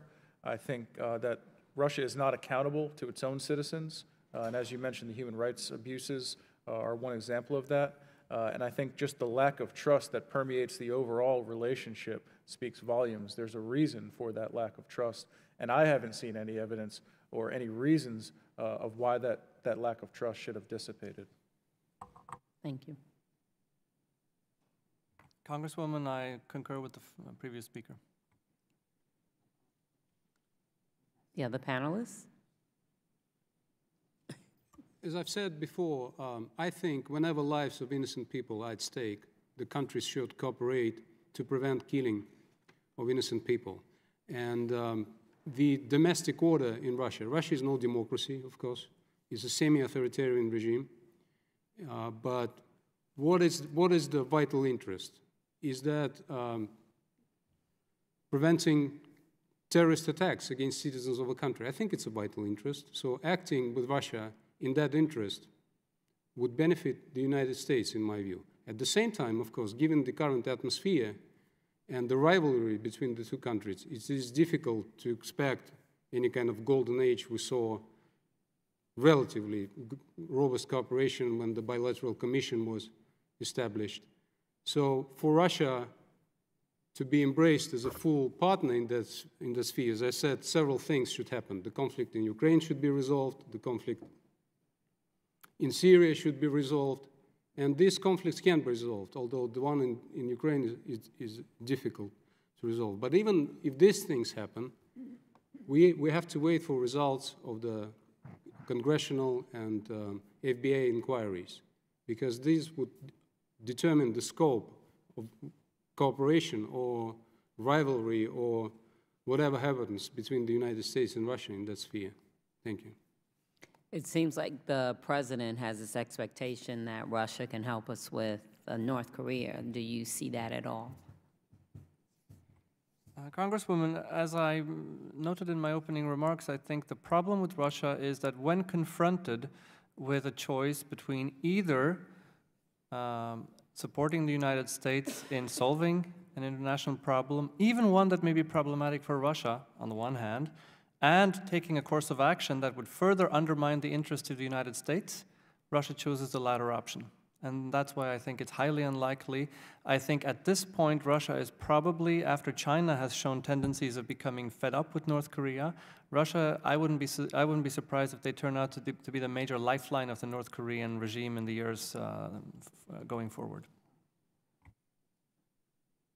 Congresswoman, I think any cooperation with Russia needs to be viewed within the broader relation and also within the broader set of Moscow's geopolitical ambitions, and not through the narrow lens of whether it's cooperation in Syria or the North Korea problem set. I think we need to look at this more comprehensively. I think Russia's participation in the talks with Iran on its nuclear program has showed that in spite of certain deterioration of the relationship, when it is in vital interest of Russia to attain a certain outcome, it can cooperate.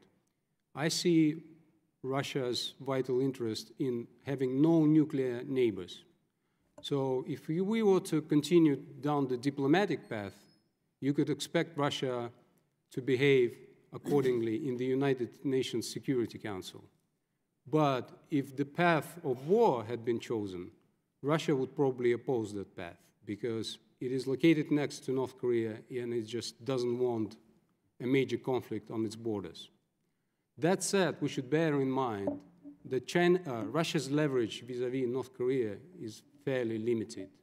And the only country that is considered a lifeline for North Korea is China. If China stops supplies, North Korean government will not last long. So if there's a country where there's a silver bullet, so to say, that country is China, not Russia. Thank you. I yield back. And thank you very much, Congresswoman Kelly. We now proceed to Congressman Scott Perry of Pennsylvania. Thanks, Mr. Chairman. I find it fascinating, some of the dialogue today. My mind wanders from one point to another. Sir, where you just said that Russia would oppose action in North Korea because it doesn't want conflict on its borders, yet I don't know, to anybody that's noticing world events on a daily basis, Russia creates conflict on every single border, every single day, unprovoked, in my opinion. But that having been said, let me just, like I said, I'm curious about the meaning of this hearing or the reason for this hearing. I mean, Russia has been a strategic adversary, if not an outright enemy, since its existence. And yet we have people, and they confront America from without and within every single day. And it's well documented. It is well documented. I mean, and we've had presidents cooperating. I mean, to the heights of the presidency. Once again, I must mention Mr. Harry Hopkins. And how about John Service working within the FDR administration? The heck with working within the administration, working in the Oval Office with the president. I mean, the history is replete. That having been said, I just got to say that I think that we must separate the Russian people generally from the apparatchik, from the management, if you will, the leadership of the country. I think the people, generally speaking, of Russia have a different mindset and would like to lead a different life to a certain extent, devoid of what the actions and the aims and interests of their leadership are. But there are two different things, and we're dealing with their leadership. And I also must say that any kind of equivocation or moral equivalency by some members of this august body up here at the dais that the United States, in its interest, is similar to the Russians in their interest when we inadvertently hurt civilians in some kind of a campaign where the Russians don't care about hurting civilians. That's a very stark difference, and I think it's important to draw that. That having been said, nations acting in their own self-interest, and Russia is going to act in its own self-interest and always has. And I would agree with Dr. Clark and Dr. Cornell, particularly, I think, that would say that that any time that they can use it against the United States in particular, even sometimes irrationally, that they seem to be willing to do that, and they have a history of doing that. But I have one curiosity at a minimum: the Sanaya Brothers, the Boston Marathon bombing, where allegedly they tipped off. I say allegedly because these days you just don't know what the truth about anything is reported from anywhere. But if they did inform our intelligence community in the United States in advance, what would have been their interest in doing that? I mean, were they just being good Samaritans, I mean, at that level? Or is there a different game here? Is it just every now and then you throw a dog a bone, and the big one is, you know, we're going to take over this country over here while you guys watch their Sanaya Brothers blow up your marathon? What's your opinion on that? I can't speak to what Russian interests might have been in providing that information, or whether, if that information was provided, it was a complete picture. What I can say is whatever information was provided did not prevent an attack still. And I would also say, I agree with you that I think nations will always act in their own self-interest, but we should not mistake that with altruism.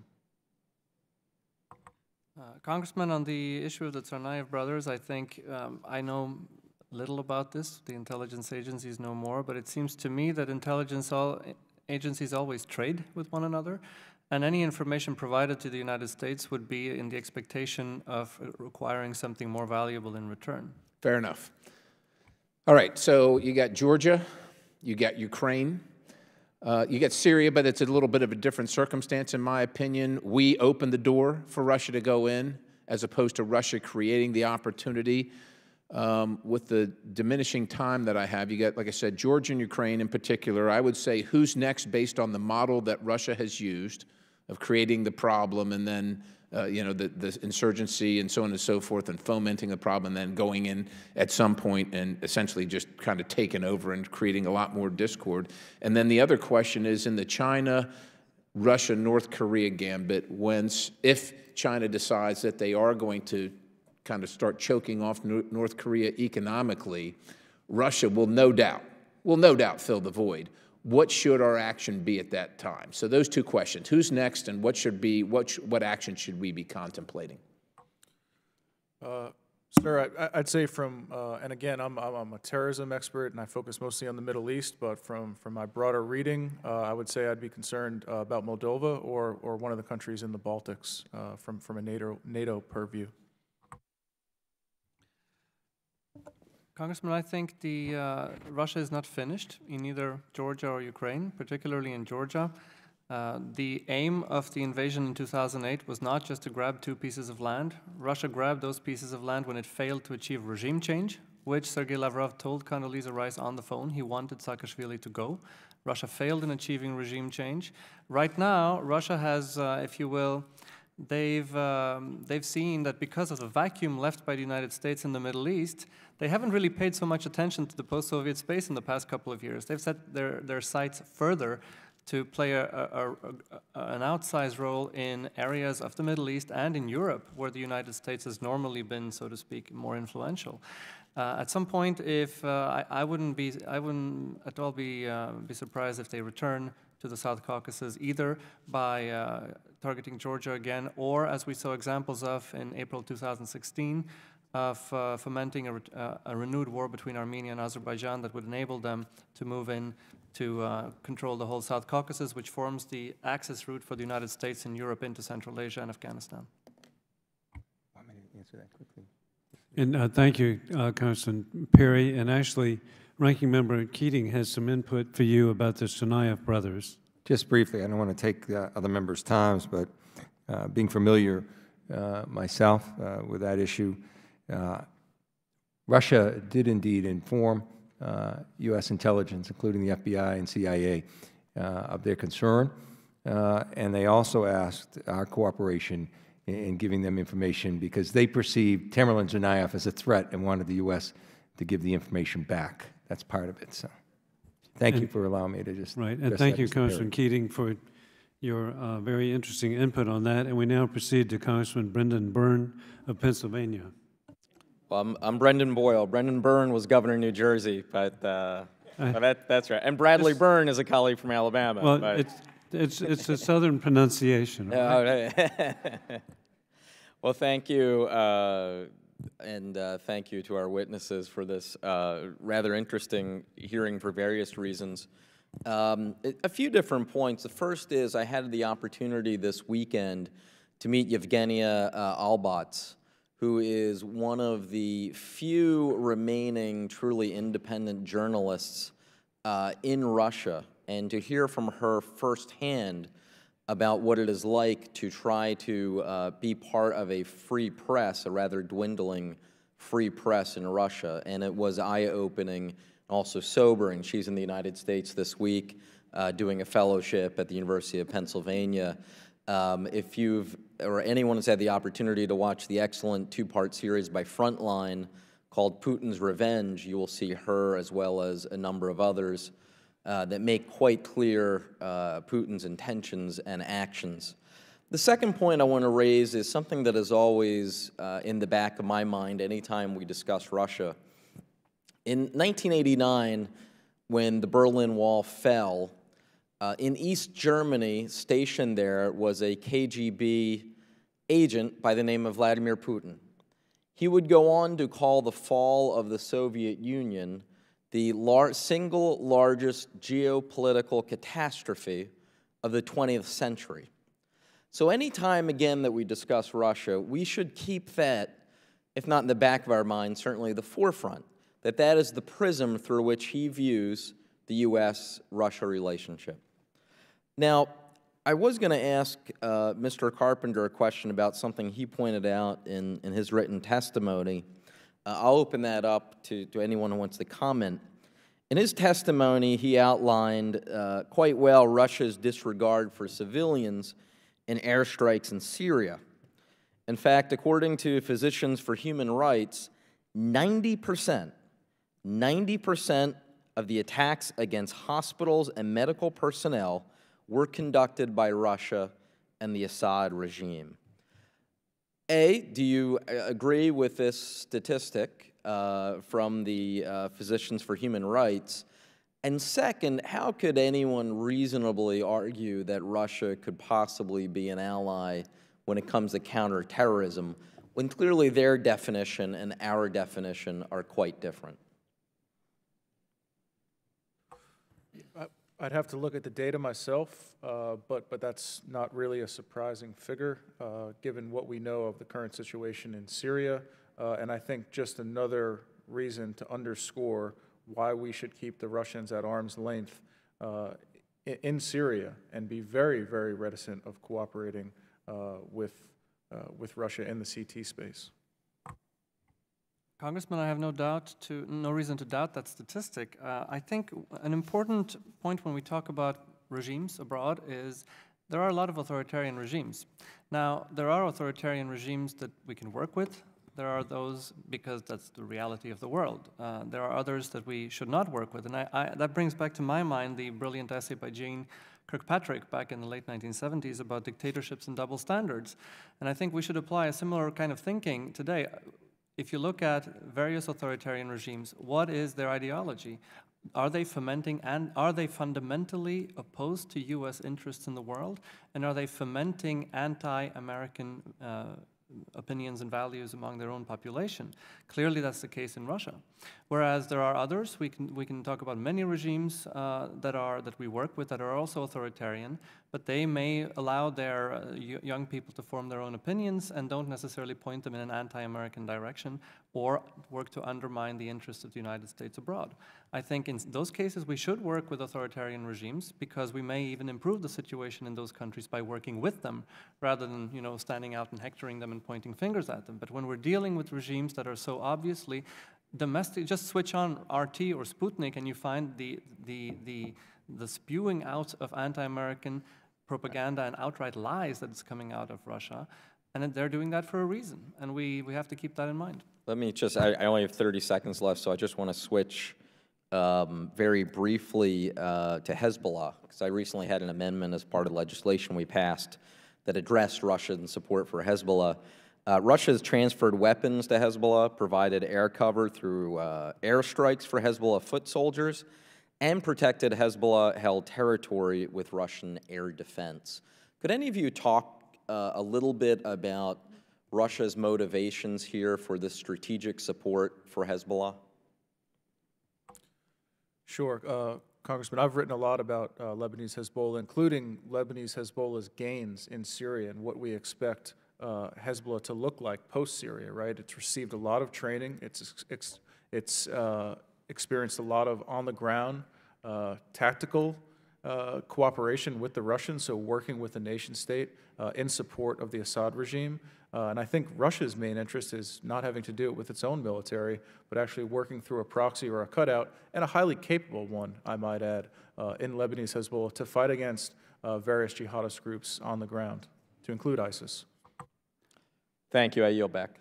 Thank you, Congressman Brendan Boyle. And we now proceed to Congresswoman Lois Frankel of Florida. Thank you, Mr. Chair. You got that right.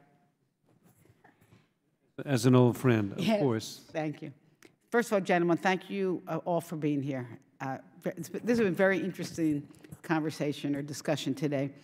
So I'm going to get back to the subject matter of this hearing was Russia, counterterrorism partner or fanning the flames? I want to start with two questions, and maybe I'll get a chance to ask another one.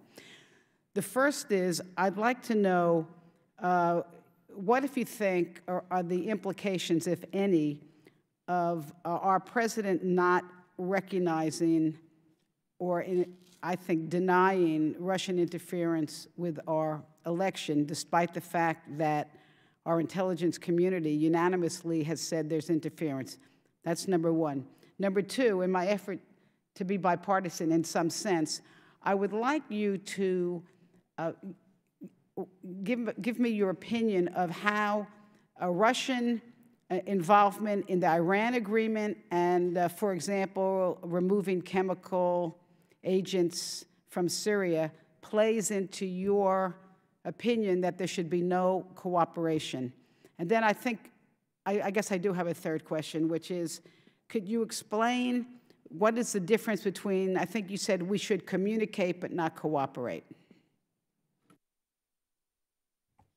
Congresswoman, with regard to the election issues. It's not my area of research. The only thing I would like to point out is that I think everybody should understand that it's not about the support for a particular person or against a particular person, but an effort to undermine the legitimacy of the United States and its political system, both at home and abroad.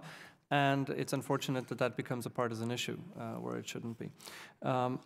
I think on the issues of Syria and Iran, when we talk about cooperation on counterterrorism, and if several of us have said that we are skeptical of that notion, doesn't mean we shouldn't have diplomatic relations with Russia.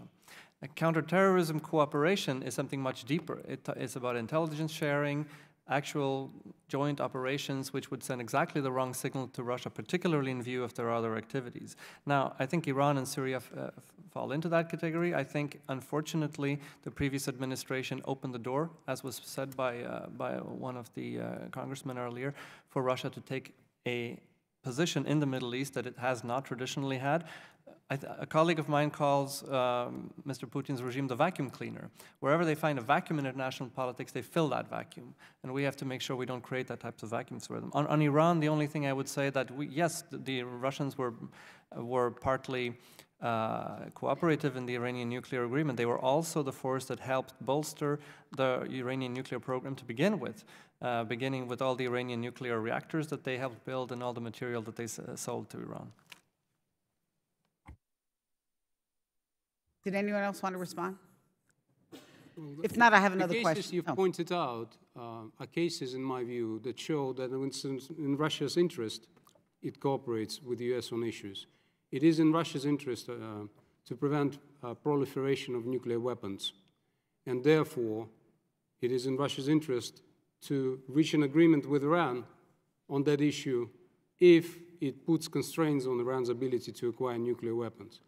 But if Russia were to choose between a diplomatic solution or a conflict with nuclear weapons state, it would choose a diplomatic solution, even if it doesn't work. So Russia would not support a military operation against All right, let me just go to my last question, which one of my colleagues asked about, I think, what are the do's or the don'ts of our communications or our interaction with Russia. I think Mr. Carpenter gave us some don'ts. Does anybody have some do's? Trust in God, but lock your car. I mean, I think, you know, we should be open-minded with the relationship with Russia, but also very guarded. So, I mean, I know that sounds contradictory, but I don't think we should completely shut off the relationship. We should be highly skeptical, and as I noted earlier, I think very measured and very judicious. All right, thank you very much. I yield back. Thank you, Congresswoman Frankel. We now proceed to Congresswoman Norma Torres of California. Thank you, Mr. Chairman. Mr. Clark, I have another saying. Pray for the best, but plan for the worst.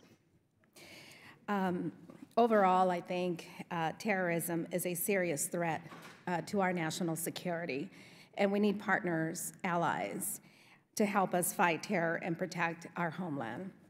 Fortunately, we have some great allies in Europe, in the Middle East, and in Latin America who share our interests and our common values and human decency. Russia, on the other hand, does not share any of that. Russia certainly does not share our values or human decency. I am sorry that Dr. Carpenter is no longer here, but I'm hoping, Dr. Cornell, you can answer or you can try to address this issue. Can you go into greater detail about corruption in the Russian government? What is the impact of that corruption on the countries that Russia is currently involved in? And I don't know if we speak about Russia in the same tone as we would speak about Putin, since, you know, you've said that he is worth in the billions. Congresswoman, I think there are two aspects. One, of course, which is well known. I'd only point to Karen DeWish's book about Putin's kleptocracy, which details the rise of the system in detail. I think the more important point as we look at Russia's behavior on the international scene is that Russia utilizes corruption as an instrument of statecraft. As I mentioned previously, Russia has this toolbox with everything from cyber to military aggression to economic sanctions and everything in between that they can use. Corruption is one of those elements, and if, as I have done for many years, looked at Russian foreign policy, especially towards the independent states of the former Soviet Union, I think we find very clearly that one of the reasons they are against the development of democratic institutions and accountability in those states is because they prefer to be able to deal, to build a sphere of influence by having weak, corrupt, semi-authoritarian governments in those countries, which are answerable to Russia because of the corrupt deals they have with Russia, rather than be answerable to their own, accountable to their own people. And I think you see this in Russia as the state of Russia. You see it also obviously in Russian corporations, Gazprom being the most important example, that are able to enter markets in a way that obviously American companies cannot do by the use of corruption, coercion, and intimidation. So in other words, it's a Russian way of life. I think it's Mr. Putin's regime's way of life. And as you may have seen in the past couple of months, there are growing protests, public protests in Russia by truck drivers and by other groups in society against the system in which they live. Because, as I mentioned previously, this is a regime, I wouldn't quite call it on the ropes, but this is a regime that is very vulnerable economically as a result of its over-reliance on oil, as a result of its corruption and kleptocracy, which is based on stealing money rather than investing money into the society. Which is why I really like to speak about the Russian people in a different way that we would speak about the Russian government and their current leader. Would that be a I agree, I absolutely agree, Congresswoman. The only caveat I would say is that people are vulnerable to propaganda. Propaganda exists for a reason, which is that it works. And with the constant, anti-American propaganda coming out of the Russian media, that unfortunately affects the opinion of the Russian people and will do so for years to come. Let me try to get another question. Dr. Clark, do you think that Russia's information war could expand to other parts of the world beyond Europe and the United States? For example, one of our closest allies and neighbors here in the Western Hemisphere, Mexico, they have a pretty large election, a national election coming up next year. What do you think are the odds of Russia moving in, to influence that election the way they've influenced our election last year? So I think, and my colleagues, Dr. Christopher Paul and Dr. Miriam Matthews, have a really great piece on this called The Russian Fire Hose of Falsehood. That's a really excellent look at what Russia is doing in the information operations space. And I think the odds are quite high, simply because it's worked, and we've seen it work. And so when something works, the recipe is usually, yes, more of that. So I would not be surprised to see Russia meddling in other areas as well, beyond its traditional sphere of influence. Thank you, and I yield back. And thank you, Congressman Torres. And now Congressman Brad Sherman of California, who was my colleague yesterday at a conference here in Washington, a soulmate. Thank you. I would point out that especially after the fall of the Soviet Union, the U.S. gratuitously took anti-Russian positions wherever there was a dispute over territorial integrity versus self-determination. In each case, we came out against the Russian position, whether that be Kosovo or northern Kosovo or the border regions of Croatia, etc. That being said, I don't think any of us is surprised. We have to do business with Russia. But we shouldn't be fooled, and don't only lock your car, Dr. Clark, get an alarm, get the park under the light, etc. The Muslim world is in a three-way civil war between moderate Sunnis, extremist Brotherhood-influenced Sunnis, and a Shiite alliance based in Tehran. You've got over 20 million mostly Sunni Muslims in Russia, yet Russia has decided to take the Shiite position. Is there any effort by Russia's over 20 million Sunni Muslims to get their country to be less accommodating to Shiites and more accommodating to the Sunnis? Congressman, I think there are growing frustrations among Russia's Sunni Muslim population on this issue. I think, however, that most of these people, and actually most of the people in Russia's neighborhood, continue to be dominated by Russian-controlled media, state-controlled media, which means that they are not, I don't think they fully have the same information space as we do. To put Well, mildly, they know that the Russian government is supporting the Alawites in Syria. They know that the Russian government is friendly toward Tehran. They know there's a Shiite-Sunni conflict. Is this fine with the imams and among the Tartars and Chechens and others? Congressman, I think that is one of the reasons why so many young people of Muslim origin in Russia are being recruited into jihadi groups. I would also point out that we very often talk about Central Asia as a locus of radicalization. In fact, all of that radicalization takes place outside Central Asia. Over 85% of the Central Asian recruits into ISIS and other jihadi groups in Syria and Iraq have been radicalized while being labor migrants in Russia, not in their home countries. And that points to a serious problem there.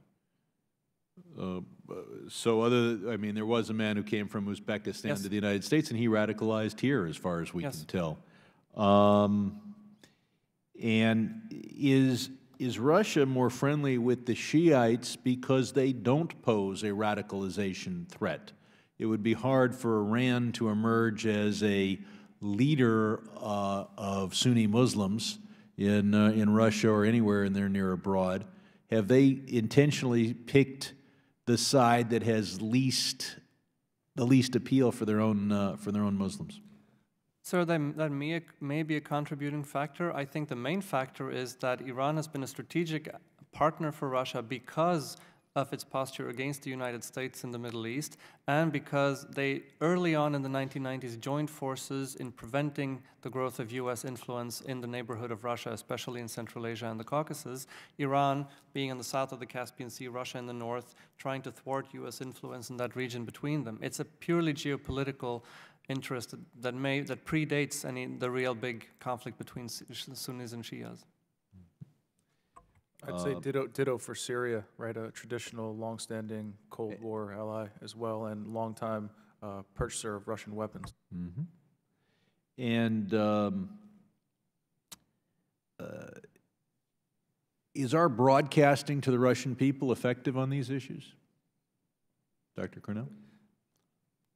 Sir, I just call the attention to studies by the U.S. government itself that have found foreign broadcasting to be very subpar. I think there is a serious problem in the efforts by the United States to reach out to communities that are potentially interested in hearing the American viewpoint on things in the world. Is this because our technology doesn't get the message onto their device, whether it be a computer or radio, or because our message is lame, or just because we're not believed?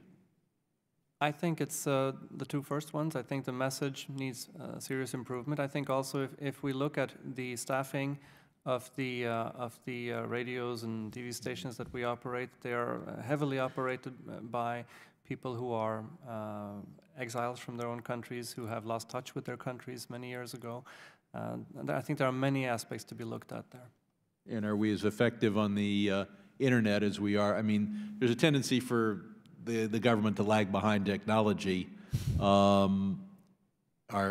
we doing as much as we should on the internet as opposed to radio broadcasting? The technology of 1970s, we at least have a bureaucracy that's into that. What about the internet?